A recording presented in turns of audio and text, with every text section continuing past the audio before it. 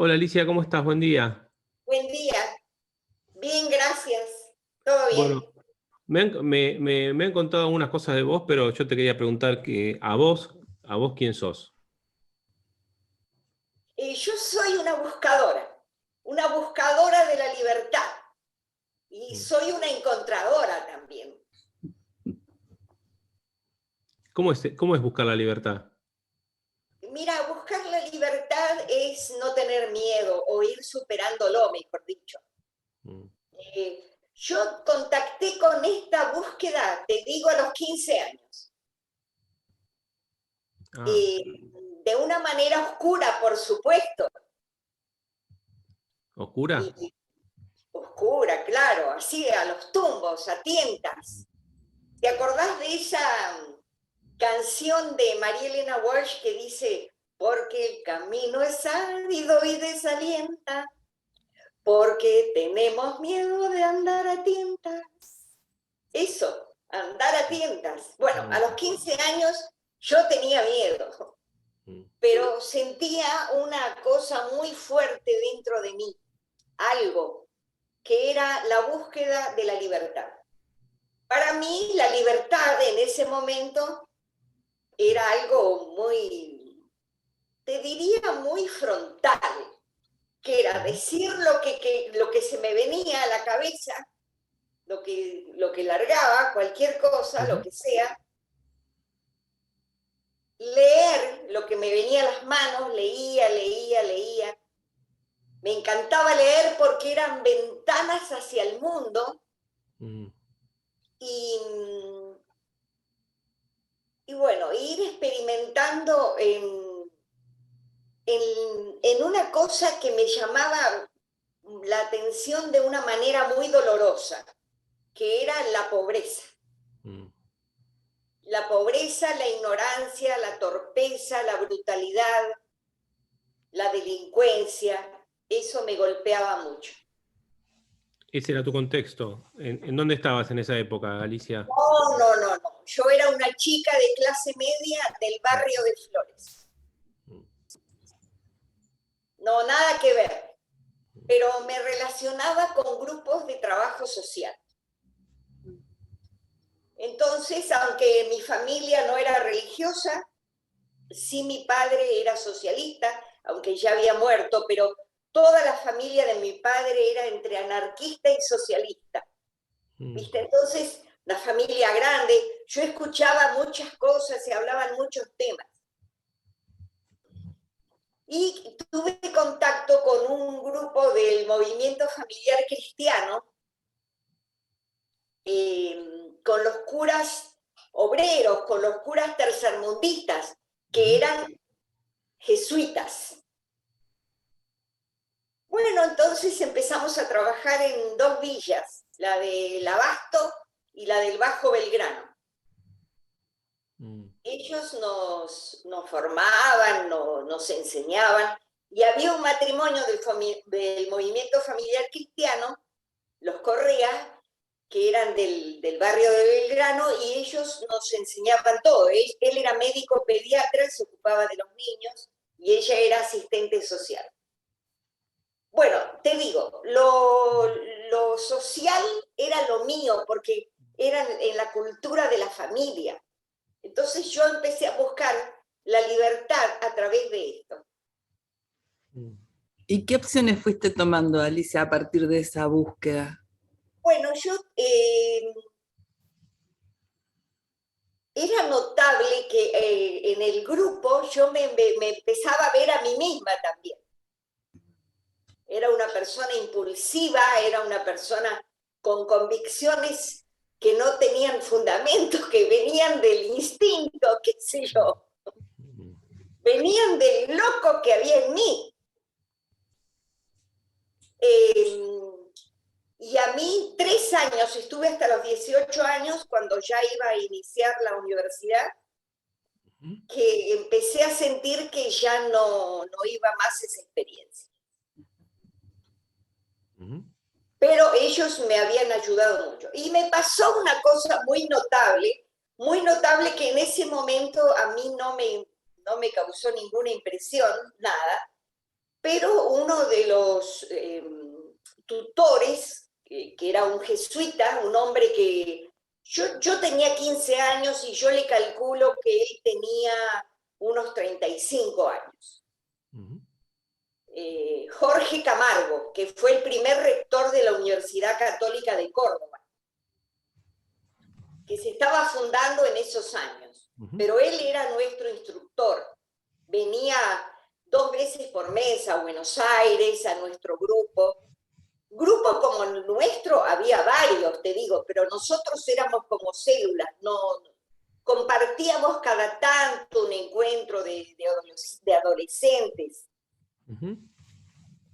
Bueno, entonces él un día me llamó aparte y me dijo, me hizo algunas preguntas. Alicia, vos tenés novio, vos te enamoraste, vos esto, no sé qué, cómo era mi familia. Yo vivía solo con mi mamá porque mi hermana se había casado muy joven y vivía en otra ciudad.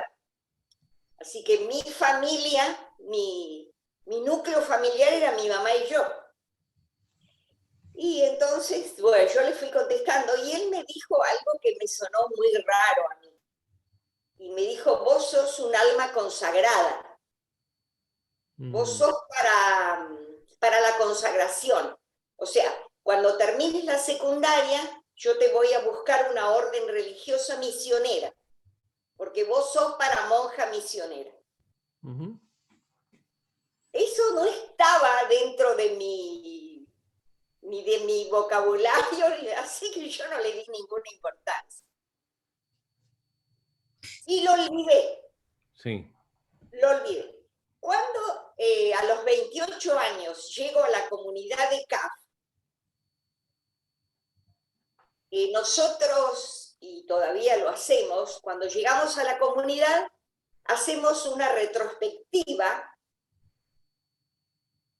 empezando del primer recuerdo que tenemos, del recuerdo más antiguo, que pueden ser a los 3 años, a los 5, a los 10, que vos te acuerdes primero y viniendo hasta el momento en que entras a la comunidad.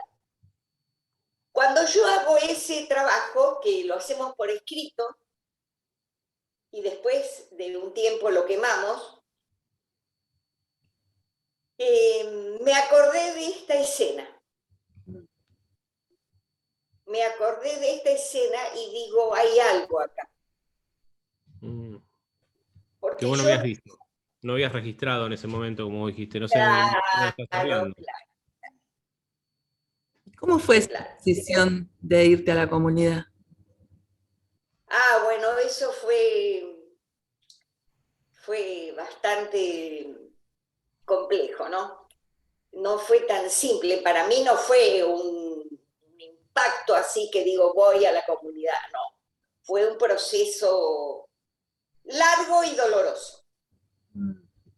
Porque la libertad para mí no era una cosa idealizada, algo bueno, voy a ser libre, libre de qué. No, era una cosa concreta. Era una sensación que tenías desde chica, esto que vos decís de los 15. Que no Claro, sabías pero muy bien por dónde, pero que era. ¿Cómo era esa sensación en vos? sobre todo de poder elegir sin Mm, presiones. mm, Y ok. se conectaba mucho con el tema de las ideas, de Mm, poder realizar las ideas, de poder decir, yo tengo tal idea, pero yo lo... Por eso te digo esto les digo esto de la acción social. Para mí la pobreza no era algo que no se podía resolver, se podía resolver. Y yo era mm, una chica de 15 años, de 16, de 17, de 18, pero yo con mi aporte yo podía resolverlo. Hasta que empecé a sentir que era tan poco lo que hacíamos, que no resolvía mm, el tema en el mundo. mm. No era suficiente, era poquito. Claro. Entonces ya me conecté con ideas que daban soluciones más globales. Ujú. Y me acuerdo que en mis lecturas, entre mis lecturas a los 18 años, en el preuniversitario, me cayó una frase de Juan Bautista Justo, que dice algo así como que el socialismo no es una teoría política, no es una hipótesis económica, no es una tesis filosófica, es un modo de sentir, de pensar y de actuar que ennoblece al ser individual y a la sociedad. Y yo dije, hay que buscar por lo más grande. Y ahí fue que Bueno, llegaste. el preuniversitario para mí fue una explosión de posibilidades, porque yo tuve dos tutores. Pedro Tur, mira, me acuerdo porque era una persona fantástica, Pedro Tur, que me enseñó la metodología del estudio. Mira, desde entonces tomo notas y guardo, y guardo textos y los vuelvo a leer y a remozar y a revisar. Bueno, esa fue una... Y sobre todo nos enseñaba a relacionar y a dar contexto. Y Gregorio Weisberg, que nos dio historia, también tuvimos una profesora de gramática estructural, pero no me acuerdo. Esos fueron 4 meses intensísimos, eran muy intensos. Pero Weisberg nos enseñó la historia de los que triunfan, de los que fracasan y de los que no aparecen nunca en la historia y son los que hacen las cosas. Bueno, entonces ahí empecé un periodo, porque todo era muy intenso para mí. Yo no perdía el tiempo, dormía poco, leía mucho y empecé a hacer una red muy grande de relaciones. Bueno, me hice activista social, política, hasta los 22 años, que es cuando encuentro a Katy. O sea, para mí la búsqueda de libertad fue ir de crisis en crisis. Si entendés crisis por oportunidad. Pero lo que no quitaba era el dolor, el sufrimiento y las pequeñas muertes personales. ¿Cómo es eso? Me fui de los jesuitas, me fui del movimiento familiar cristiano con dolor, con una muerte, porque yo los quería, pero ellos ya no me daban lo que yo necesitaba como persona joven en la búsqueda de la libertad y del sentido, del significado. ¿Qué es buscar sentido y significado? Mira, todos miramos la vida como un transcurrir, ¿viste? Hoy me levanto, voy con charlo, vengo, voy, trabajo, como, duermo. Así encontramos la vida. Pero ¿y yo qué hago acá? Bueno, lo que te responde a eso, ¿yo qué hago acá? Ese es el sentido y el significado para vos. Yo lo encontré para mí. Pero no le puedo decir a otro, mira, ¿ves? Este es tu significado también. No va por ahí. ¿Y cuándo te diste cuenta que lo encontraste? Cuando encontré a CAF. Bueno, yo como militante, ahí me enamoré, también conocí el amor en un compañero de militancia, y era todo un sentido, todo tenía sentido, hasta que empezó a perder sentido. Porque vos encontrás, por eso te decía, a ver, quisiera explicarlo, decirlo mejor. El sentido a veces está dado por lo grupal, por lo que te acompaña, por lo que te da fuerza también a vos. Pero eso no es suficiente, porque cuando uno trata de ser honesto con uno mismo, llega un momento en que eso no se corresponde con tu verdadera autenticidad. Lo tuyo no es todo lo grupal, lo tuyo es lo que vos compartís con el grupo y lo que vos tenés particularmente por tu idiosincrasia individual, por tu individualidad, identidad propia. Cuando uno no responde a eso, nunca está feliz, nunca está pleno, nunca tiene convicción. Tiene una convicción más o menos parcial. Alicia, a mí me quedó algo escuchándote acerca de esta búsqueda de libertad y ciclos que iniciaste y cerraste. ¿Y Sí. cómo es elegir vivir entonces en una comunidad? ¿Qué es una comunidad?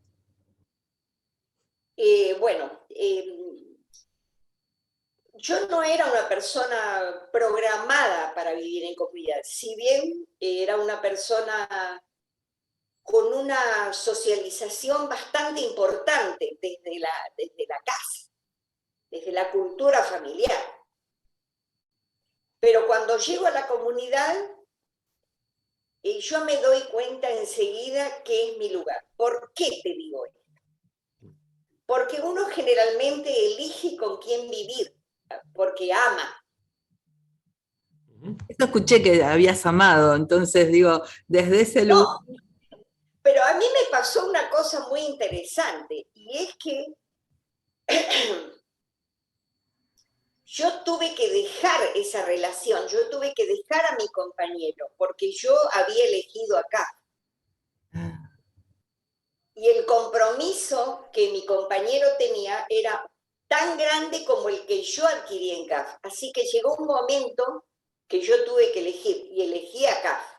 Entre dos amores elegiste. Claro, claro. Entonces, con el tiempo, yo me di cuenta que, CAF era un amor más grande. Yo sufrí muchísimo, te imaginás que, bueno, pero yo me di cuenta que CAF era un amor más grande. Y cuando uno dice un amor más grande, quiere decir que va a amar a otros. Y eso me pasó al llegar a la comunidad. Me di cuenta que yo iba a amar a esas personas, a esas chicas, porque nosotros tenemos comunidad de mujeres por un lado y de hombres por otro. Somos al estilo monacal. El estilo de la comunidad de CAF es monacal. Y cuando yo llegué me di cuenta que venía a amar a aquellos con los que iba a convivir. Eso, llegar a vivir de una manera más integral, esto que te digo, me llevó entre 20 y 30 años. Porque la primera parte de mi vida de comunidad era tener la mejor relación posible. Lo que me importaba era tener buena relación. Y como yo soy una persona de buen carácter y muy sociable, yo ponía en el grupo eso, pero nada más. Yo no comprometía otras cosas, como por ejemplo mi manera de pensar, mis sentimientos, mi pasado. Yo no lo ponía.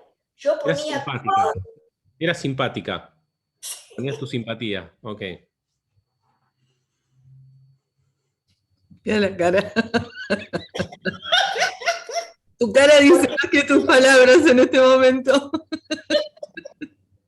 Porque te digo, cuando vos en un grupo empezás a poner lo tuyo, cambia, la relación cambia, y vos tenés que negociar, poner, ceder, negociar, a veces callar, esperar la oportunidad.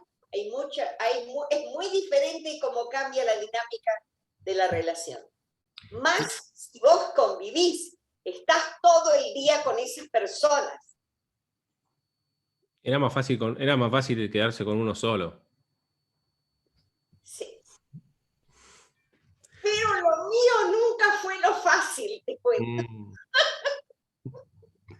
Y lo que yo no entiendo es cómo se une esto que vos decís. Dejé el movimiento social, el trabajo social, ¿sí? Porque veía que con esto no podía cambiar el mundo y me voy y me encierro en una comunidad. ¿Cómo cambias el mundo encerrada en una comunidad? Ah, no, no. Nunca fue un encierro para mí la comunidad. Fue una pista de despegue. Ah, mira, a ver.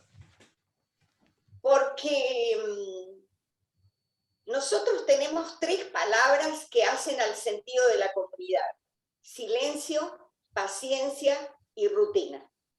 Mm. Pero la comunidad a la cual yo ingresé hace 50 años,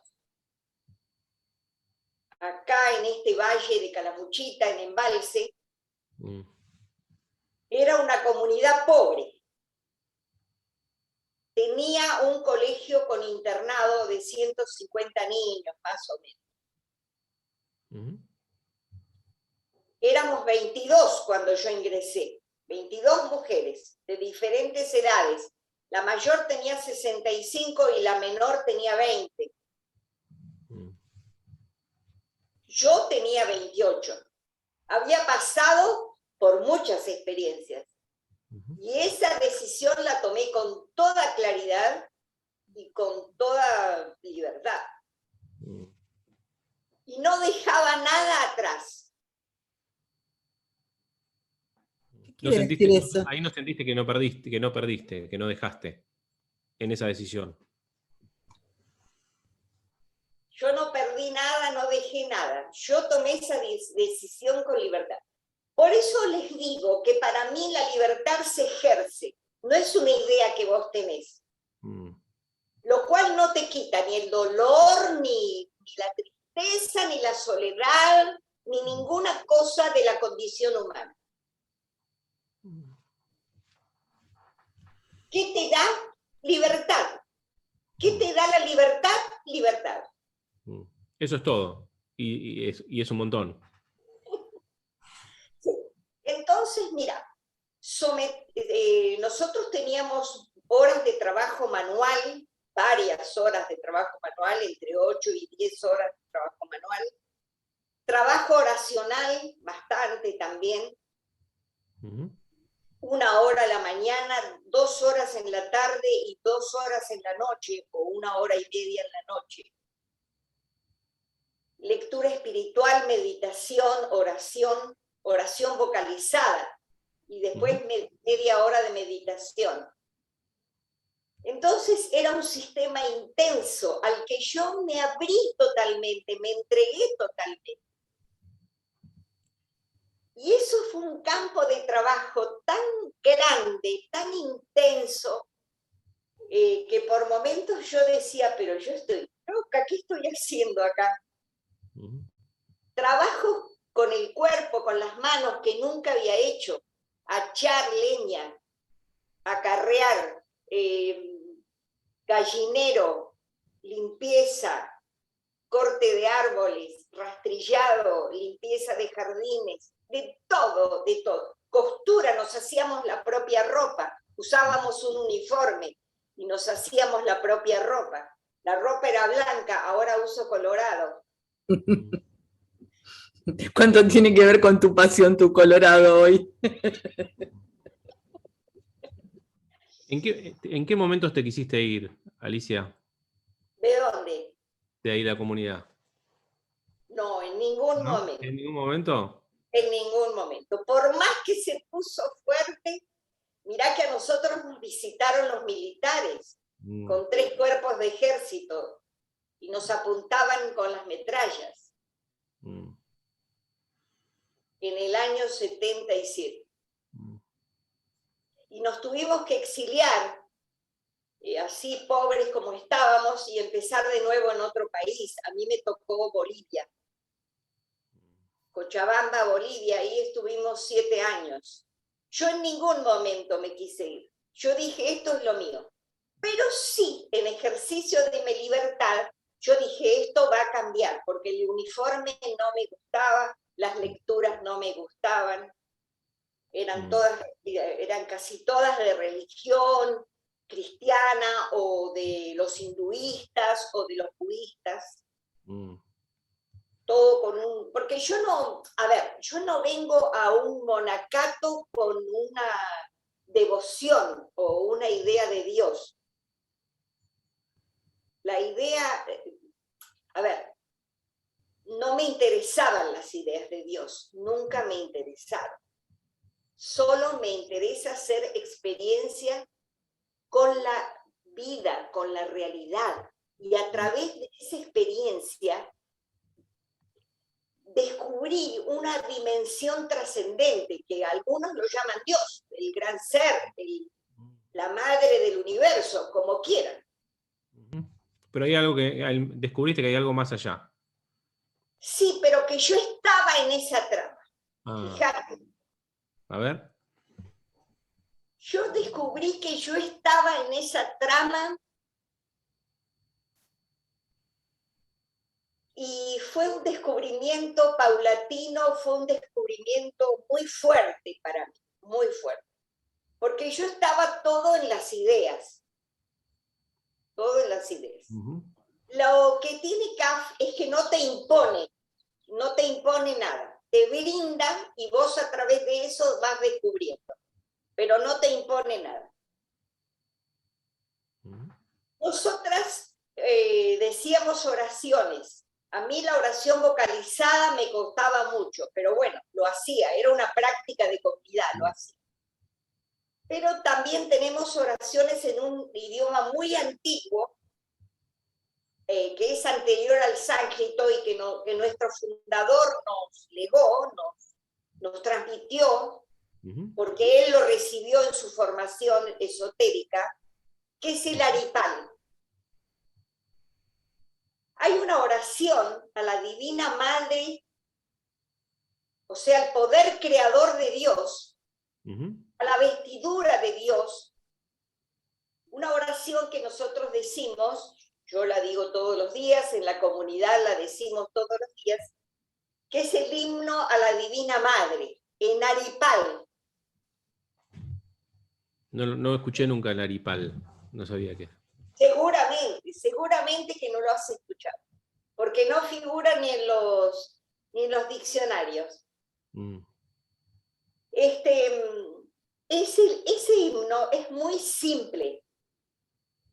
Ella es la madre blanca, ella es la madre rosada, ella es la madre roja, ella es la vestidura de Dios, ella es la vestidura del hombre, es la vestidura de la mujer, es la madre del pan, es la madre del tiempo, es la madre de la duración.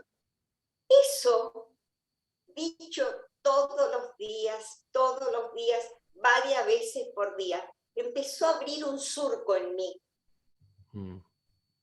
No sé si en mi corazón, en mi mente, en mi ser. Y yo un día empecé a sentir que estoy en la trama de lo divino. Yo, vos, Nora, cada uno, lo sepa o no lo sepa, está en una trama, en una red enorme que lo contiene y que lo deja ser. Una trama que lo contiene y lo deja ser. Como me apareció una imagen que siempre me aparece a mí, que es la del útero, ¿no? Como un gran útero. Bueno, una gran matriz, sí.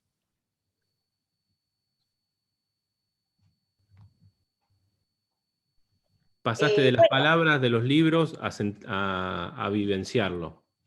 Claro, que ese fue el objetivo de mi vida. Si vos me decís, yo a los 15 años, ese era el sueño que tenía. Que las ideas yo las pudiera vivir. Y hoy, Alicia, esa fue tu... perdón. Dale. No, adelante. ¿Y hoy, cómo es esta trama en vos, estos días? Yo te digo, no he dejado de descubrir permanentemente. No he dejado de descubrir. Vos sabés que cuando decís la palabra, cuando hablabas de la libertad, ¿no?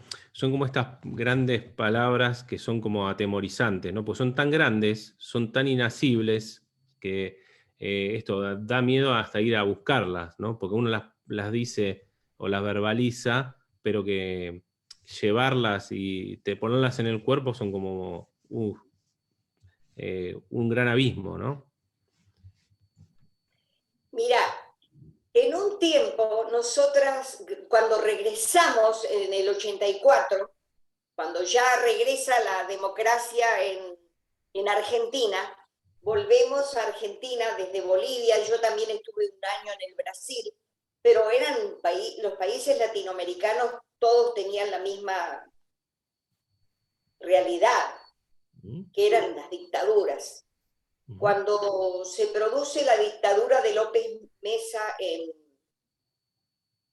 García Mesa, me parece que se llamaba, era un coronel que se había levantado y se hizo con el poder, nos volvemos a Argentina, a Embalse.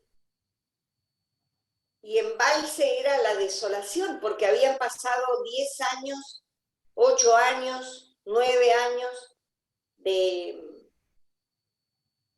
sí, no, menos de 10 años, porque fue el 77. Pero estaba desolado todo, abandonado. Bueno.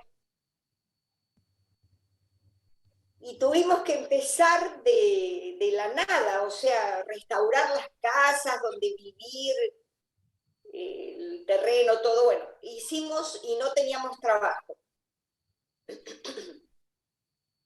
Empezamos a hacer un pequeño, en una zona chica de la casa, hacer pizzas para vender, pizzas caseras, pero sabíamos hacerlas. Ya habíamos aprendido en la etapa anterior. Y también hicimos huerta para tener algo para comer, huerta. Y a mí me tocó hacer la huerta. Yo cultivaba como se cultiva el amor, el mundo, la vida. Ese pedazo de tierra para mí era eso. Eso es lo que aprendí en la comunidad. El amor como en lo pequeño, en todo. Como hasta Claro, porque cuando yo cultivaba para los hambrientos, y las hambrientas éramos nosotras. Pero en vos estaban todos los hambrientos del mundo. por eso te digo, yo encontré respuestas. No las que soñaba cuando tenía 15 o 17 años, pero sí respuestas concretas. Respuestas reales, respuestas conectadas con la vida. Alicia, ¿qué le decís hoy, mirándote así, a aquella de 15? ¿Qué le decís a los de 15 de hoy? Bueno, mira, estoy escribiendo mis relatos de aquella época porque nosotros como grupo tenemos un desafío que es que tenemos para la gente joven.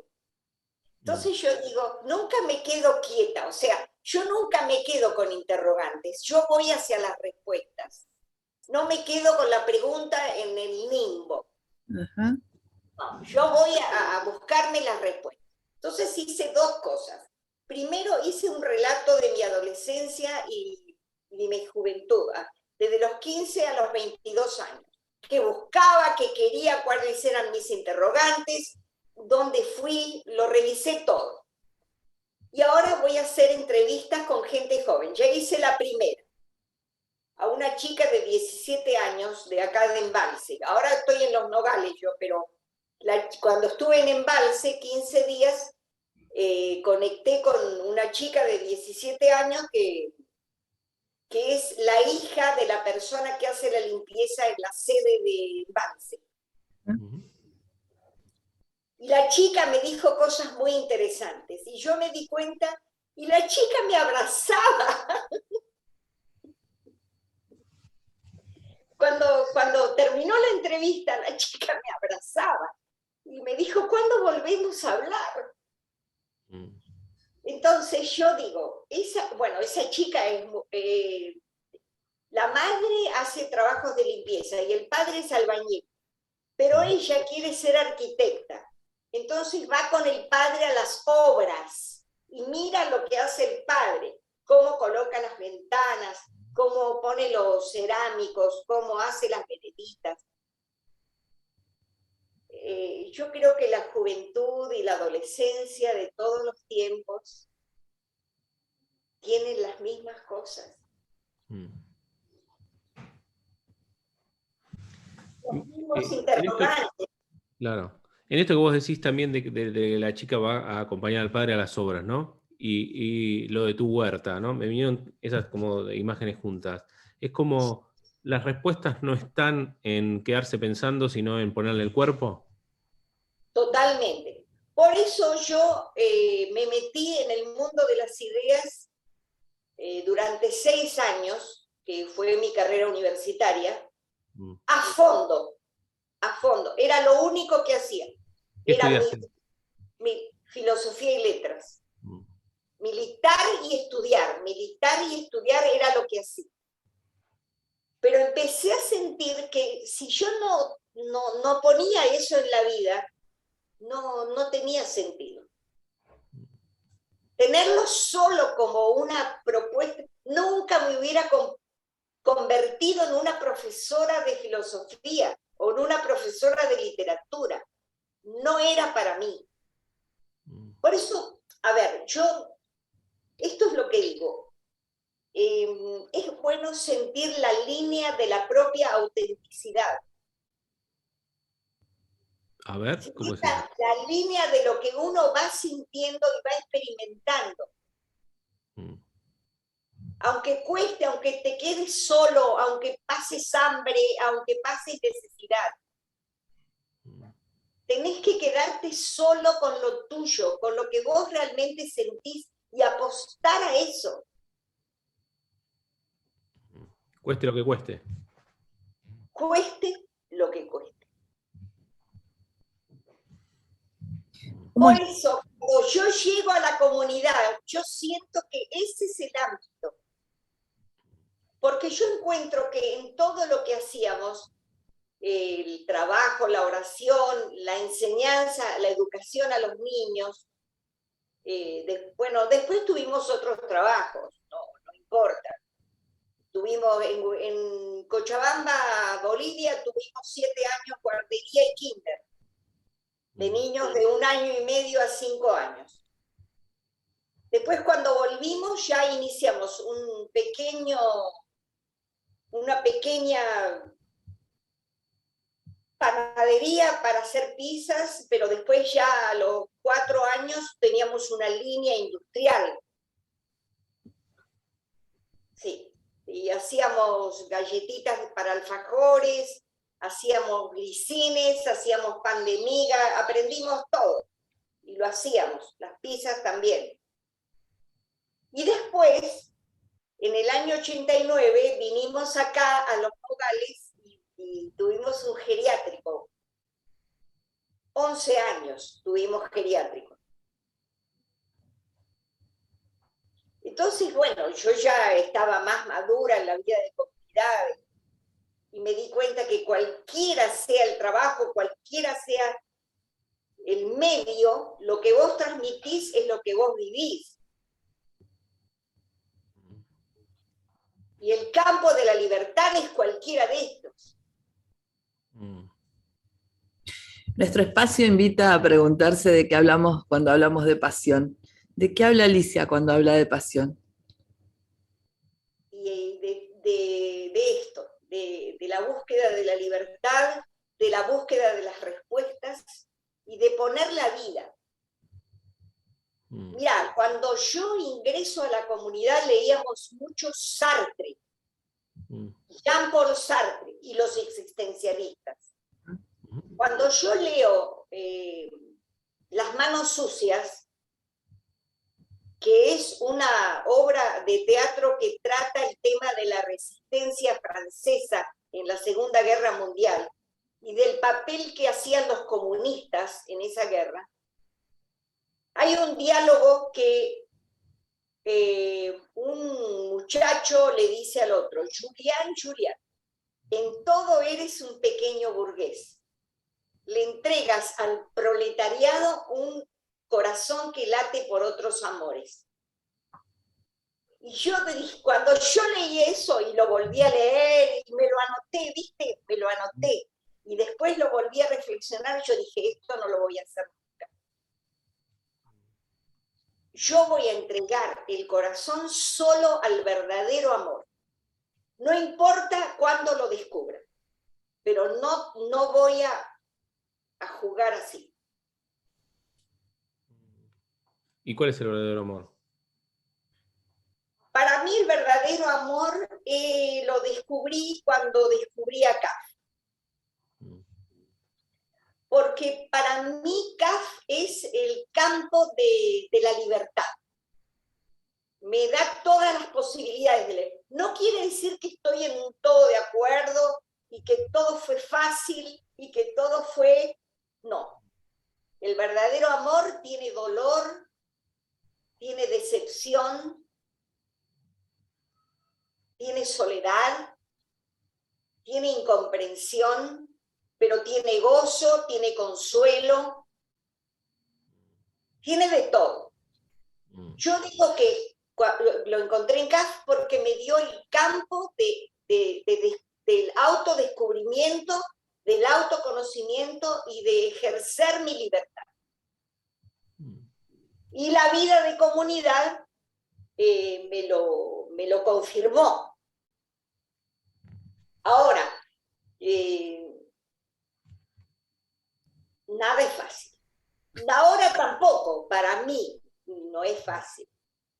Una cosa con la que yo tuve que, hablando de la pasión, una cosa que para mí fue un aprendizaje largo de muchos años y de idas, de marchas y de contramarchas, de idas y venidas, de marchas y contramarchas, fue esto de cuánto doy y cómo doy, porque yo físicamente me enfermaba porque ponía demasiado. Sí, la regulación, ¿cómo regular? Claro. ¿Y cómo regulaste? No sabés todo lo que me costó. La última crisis la tuve en noviembre pasado. Es todavía el gran aprendizaje. Es como el gran aprendizaje. Está esto, pero si yo digo que no a esto porque yo realmente me canso. Yo tengo 78 años, en 3 meses tengo 79. Entonces, si yo digo que 5 entrevistas en un día es mucho, que viajar a otro país es mucho, entonces yo me estoy... Este era mi planteo en noviembre del año pasado. Entonces yo me estoy negando, me estoy retaseando, me estoy mezquinando. Bueno, ida, venida, no. No me voy a enfermar porque enferma no sirvo. Entonces, 1 o 2 entrevistas por día, viajar solo cerca, dentro del país. Son cosas muy simples, pero hacen a tu calidad de vida y hacen a que vos puedas seguir siendo una buscadora, una indagadora de la vida, una ejercitante de la libertad. La autenticidad y la libertad me aparecen como una hoguera, ¿no? Como algo que es como que prende, como que la vida se enciende. Pero claro, claro que sí. Claro que sí. Y no te olvides de los otros, porque los otros te dan distintas miradas. Y vos tenés que gestionar esas miradas, cómo te impactan, cómo te llegan. ¿Y cómo fueron esas miradas en vos a lo largo del tiempo? Mirá, la primera parte de la vida de comunidad fue muy dura para mí, porque las miradas eran, yo las sentía con mucho juicio. Por eso te digo que uno de los mecanismos que yo usé de defensa era mantener la relación, la buena relación. Pero no me sentía bien porque no podía manifestarme como yo era. No eras auténtica. Claro. ¿Y de las compañeras con que vos iniciaste, seguís compartiendo con algunas? Con las que yo inicié solo quedamos 4. En el seminario éramos 10. Después se fueron agregando más porque en los años 70 eran épocas de mucho movimiento vocacional, digamos. Las personas buscaban irse a un kibutz, irse a la guerrilla, militar en alguna cosa, y si no, ir a alguna comunidad como la nuestra. Pero quedamos 4, una en Chile y 3 acá en las comunidades de Córdoba. Tenemos 2 comunidades.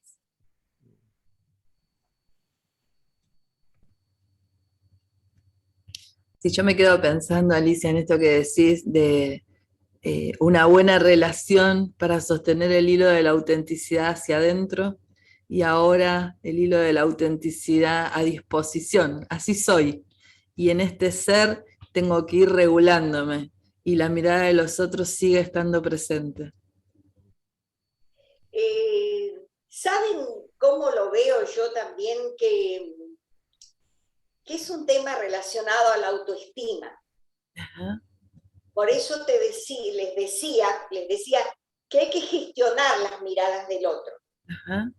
Porque si vos te dejás sacudir, invadir, lesionar, vulnerar por la mirada del otro, tu autoestima se desvencija, se viene abajo. Entonces uno tiene que conocerse a sí mismo y tener una autoestima más adecuada. No soy ni tanto ni tampoco.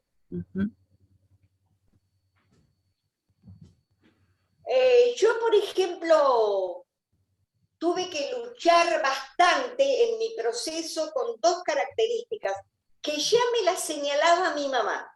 Mi mamá, que fue una señora que se murió casi a los 96 años, acá en la comunidad, por circunstancias familiares. Ella vino, sus últimos 13 años lo vivió en la comunidad, pero nosotras vivíamos juntas, nos llevábamos muy bien, y me señaló 2 cosas cuando yo era adolescente: la vanidad y la susceptibilidad, que es una consecuencia una de la otra. Claro. Yo era una chica muy satisfecha de lo que hacía y me lo ponía de sombrero. Salías a mostrarlo. Sí, pero como Alicia en el País de las Maravillas, cuando no me reconocían, me empezaba a frotar las manos, ¿viste? Y a sentir debilitada. Y eso me costó años, saber quién era Alicia realmente. Y que no necesitabas de la mirada de los otros para sentirte auténtica y reconfortada, ¿no? Así es. Y validada. Porque nada, cuando vos sabés quién sos en una buena medida, por lo menos, nada de lo que te dice otro te puede lastimar, porque es la mirada del otro.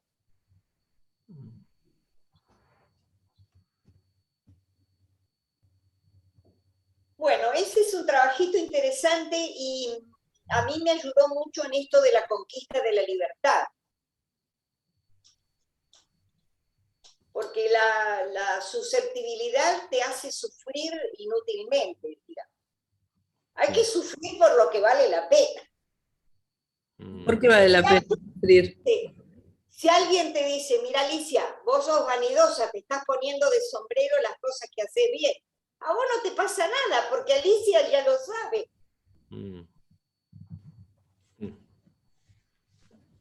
Bueno, eso facilita mucho la convivencia también, la comunidad. Saber y poder manejar estas cosas facilita mucho la convivencia.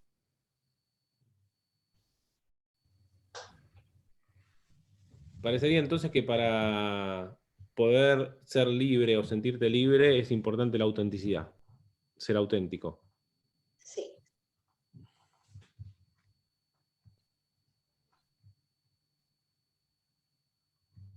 Y eso viene de hacer reconocimiento. Mira, vos naciste chueco, yo por ejemplo. Yo nací chueca, no soy chueca, soy derecha. Pero supongamos, naciste chueco, decírtelo, mira, sos chueco, ya está. ¿Viste? Aceptarlo. Ya está. No quieras ser quien no sos. Claro, y lo mismo con esto. Vos naciste vanidoso, capaz que estás 10 metros bajo tierra y seguís siendo vanidoso. 7 horas después que moriste, seguís siendo vanidoso. Poneme bien el rulo que quiero verme bien. Claro, acomodame bien en el cajón, por favor. Sí. Pero una vez que vos lo reconoces y lo aceptás, sos libre de eso.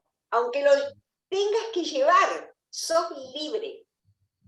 Aceptarte libera. Sí. Reconocer, aceptar, te libera.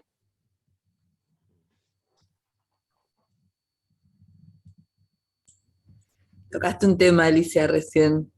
¿Cómo te querés ir de este mundo? Así como hoy, como todos los días.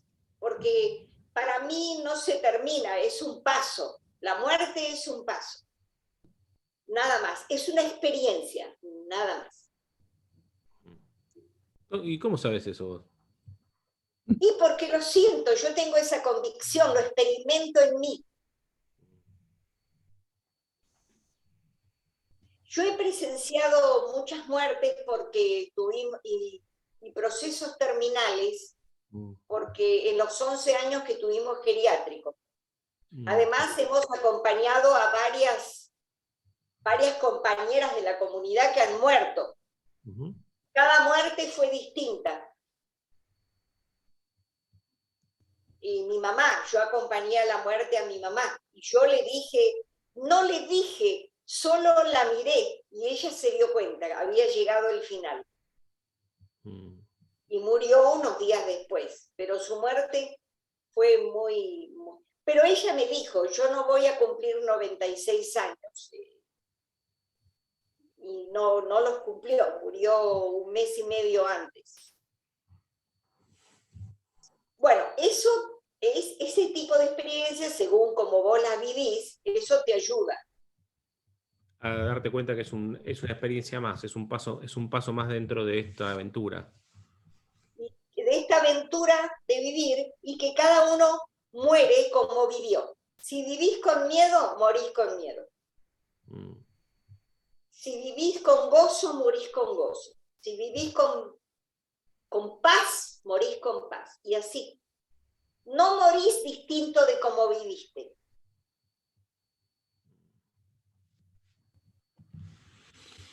Mirá, una de las personas que murió acá en el hogar, murió en esta habitación donde estoy yo ahora. Acá murió, en 10 minutos. Su infarto duró 10 minutos.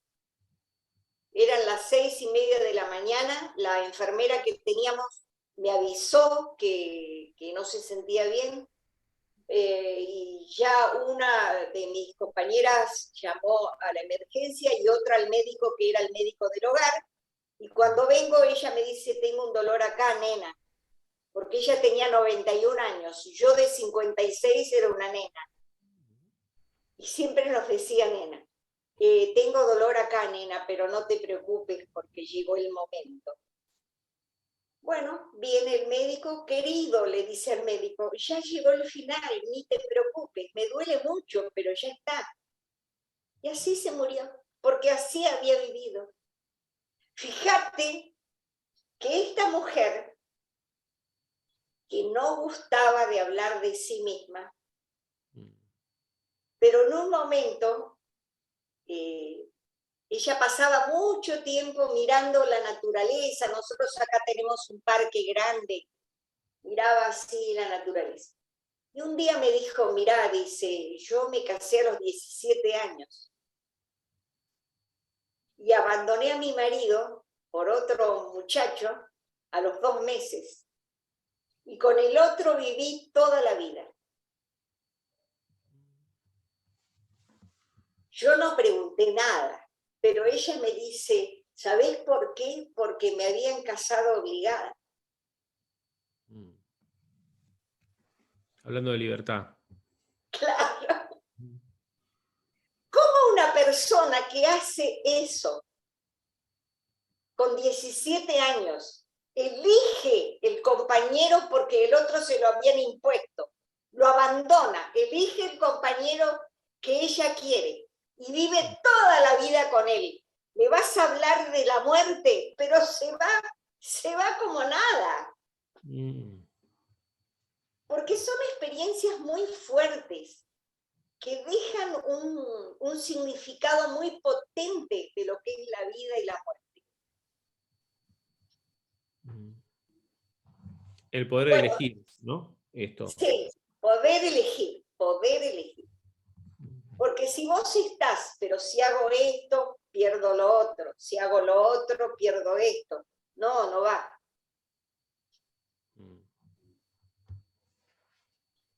¿No va por qué? ¿Es esto como el corazón de las manos sucias?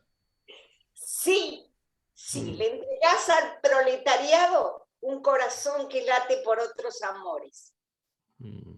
Cuando vos entregás el corazón al amor que elegís, al amor que sentís, no te equivocas.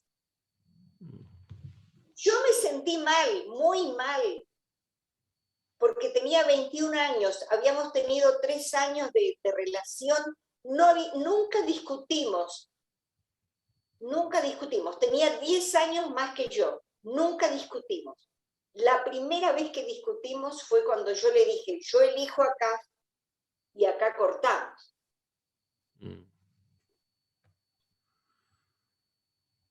¿Lo volviste a ver? Nunca más. Nunca más.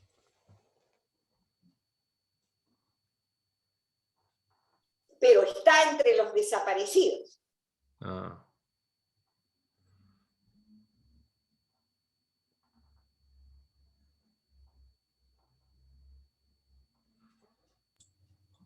Alicia, es para quedarse todo el día con vos, pero estamos en tiempo.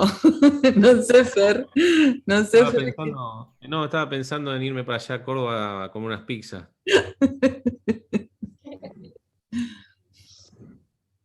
Y a seguir charlando por allá. Bueno, podemos en otra oportunidad seguirla. Yo creo que para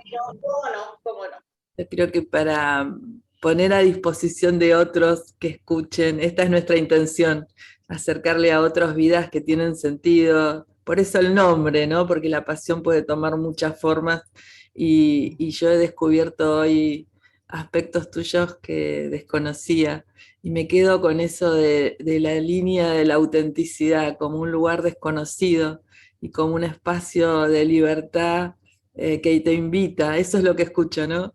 Y yo me siento invitada cuando te escucho.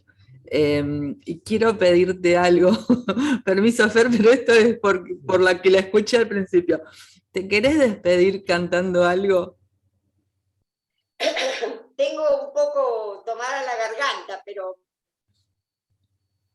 para mí tiene mucho sentido relacionado con mi propia vida, la milonga de Atahualpa Yupanqui, Los Hermanos. A ver.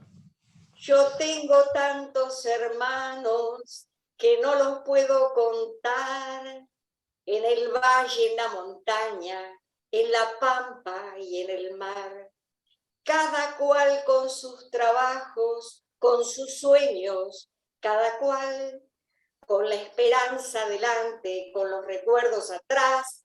Yo tengo tantos hermanos que no los puedo contar. Ah, y una hermana muy hermosa que se llama Libertad.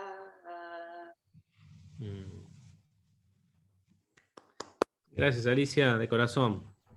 Me quedo entonces con que no hay que entregar un corazón condicionado, ¿no? Para la libertad. Muchas gracias a ustedes. Muchas gracias a ustedes por esta oportunidad. La he disfrutado muchísimo. Los siento muy cerca, muy hermanados, muy amigos. Y igualmente, fue un lindo momento, una linda mañana. Gracias, gracias. Gran abrazo. Abrazo.